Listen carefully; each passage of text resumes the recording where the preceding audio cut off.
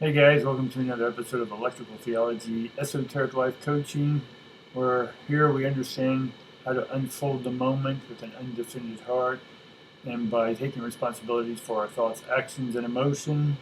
And what this does is, in the long run, the bigger picture is help you communicate better with yourself and others in your family, your workplace, and in the esoteric off world or inner dimensions and all that fun stuff, all right? We have been talking about the core values. In this, we talked yesterday about self-awareness, and today we're going to talk about the self-worth, or that identity, how you identify yourself, and what are your values that go along with that. All right.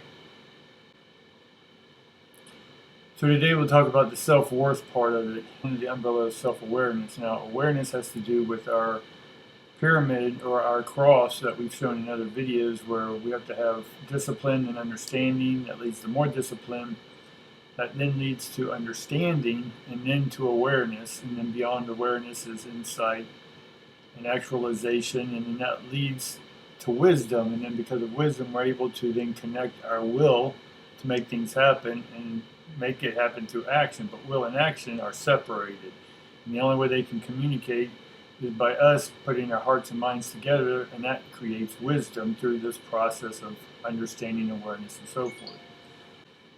All right, so today we talk about self-worth, right? And worth has value, right? So we will talk about core values in this episode as well. So I'm going to pop off screen here real quick, but let's look at self-worth. Self-worth is determined by past upbringing. So it determines our past upbringing, and we've talked about this in past videos. And so basically, it's how you know, what your self-awareness is. Self-awareness is, are you aware of yourself? And what is self? Right? Self-actualization, self-esteem, all this stuff. Are you aware? And if you don't know who you are, then it's everyone else's information that you have in your head. And if we can eliminate that, what we're left with is ourself. Now, with ourself, we can then begin to ask questions. Really, what is that for us? So let's go to this second question here: is what do you have to offer as an individual? So as an individual, who are you? What are you? Right? And this is going to be part of your core values. So these two sentences are basically together. And basically, what is your core value? Your core is who you are at the essence. No matter what man, family, or anyone says, it's you and what you are and what your passions are, what your ideologies are. It's how you perceive what's right and wrong, not by anyone else's standard, but your standard. Now, if yours aligns with other people, that's okay too. What I'm saying is, though, but do you know what those are for you? Why don't you just go off and go on a shooting spree or jump off a mountain, right? There's consequence. And so you don't do certain things because you feel that it's not right for you. Now, it may be right for other people or wrong for other people, but for you, you have an individual inner compass. And we talked about compass before. Compass is, and if you add ions, it's compassion. And then compass is just past your ions. So how do you operate specifically in your daily life? Right? When no one else is around, how are you thinking? Right? Is it positive? Is it negative? So your core values can be anything from authenticity, integrity, honesty, sort of the same thing. Perseverance, helpful, right? What are these things for you? Right? Successful. These are all words, but what is your core value? Again, your core is your heart. It's what discerns right from wrong for you individually, not for anyone else or society, but for you. Right? That's your core value. Right? So do you value yourself in a negative or positive light? We just touched on that a little bit. Now, what are some of the things you think about yourself that have you feeling worthless? So part of core value is understanding your value.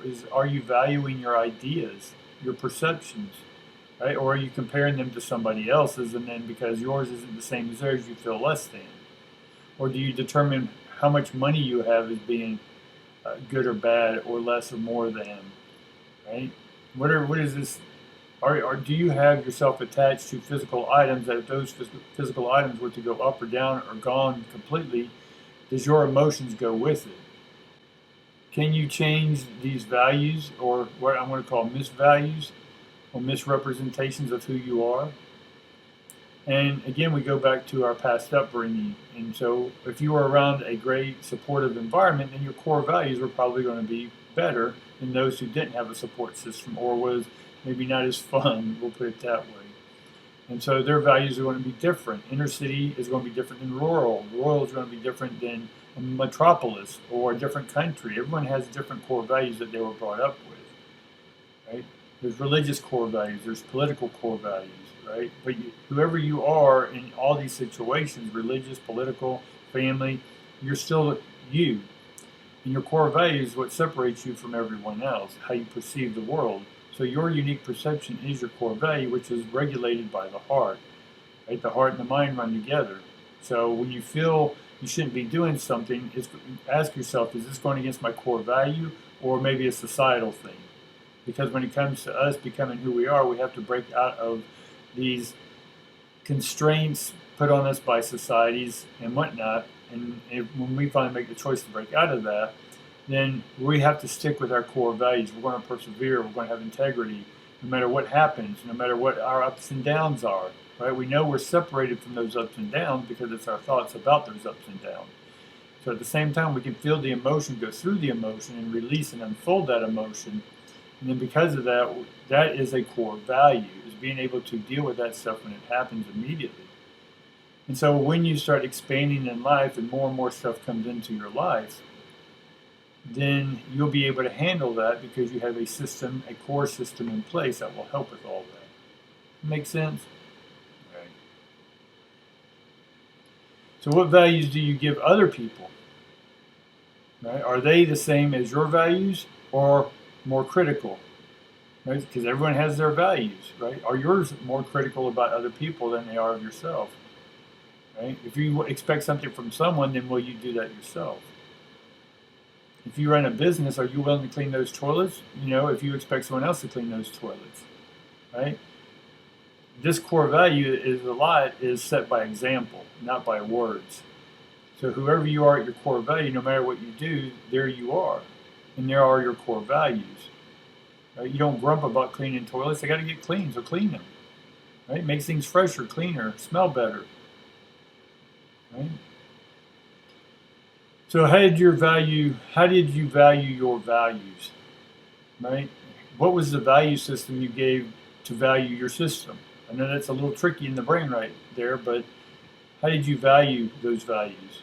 And was the value system you were valuing with someone else's value system? And were theirs critical? Right? Did they have beliefs attached to them? Did they have expectations attached to them? Or were they open and free and undefended, right? Ever flowing, unfolding.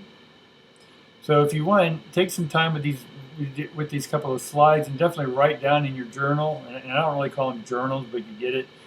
For me, they're spiral bound notebooks, and for these entrepreneurial minds that are all over the place, it helps us organize our thoughts by putting these values, these core values, in spiral bound, separate from all your other ideas and all your other poetry and all your other ideas of businesses and stuff. Keep it in a separate book, date it, and time, and stamp it, and then put a title to it, because then you can come back and add to it later, right? And that way you're organized and you're not scattered. And we've talked about that in the past video of how to organize all that. But write down these thoughts, look at your values, and what do you really value about yourself? And if you don't, can you change those values? Of course the answer is yes, because you're the creator of your own thoughts. So if you don't like those values, then question those values. Get more ions, more insight. Right? There's that word, insight. We got to go into our inner sight, our discerning sight, our esoteric sight. Right? Because once you go out into the universe or start tapping into other frequencies out there, just like you would a CB, or if you were a trucker tapping into that whole realm, can you have communication skills? Right, that can communicate with other vehicles driving on the road. Right? The same is for the cosmic highways. Can you communicate with beings without being startled or triggered or blame or fault? Right? Can you handle someone with different values? Right? So if your values are different from someone else's, then do you expect them to line up with your values? And if so, where did you get that value from? Right? Again, your values are your values and yours alone. Other people are going to have, there's 8 billion people there, and they're going to have 8 billion different versions of their core value. So in order to understand other people's, we need to understand ourselves and how to communicate those core values, not only to ourselves, but to other people. And this will all help us in our communication, establishing self-awareness. Cool? That's all I got for you today, guys. I appreciate you tuning in. Love each and every one of you, and I hope your day is going well. See ya.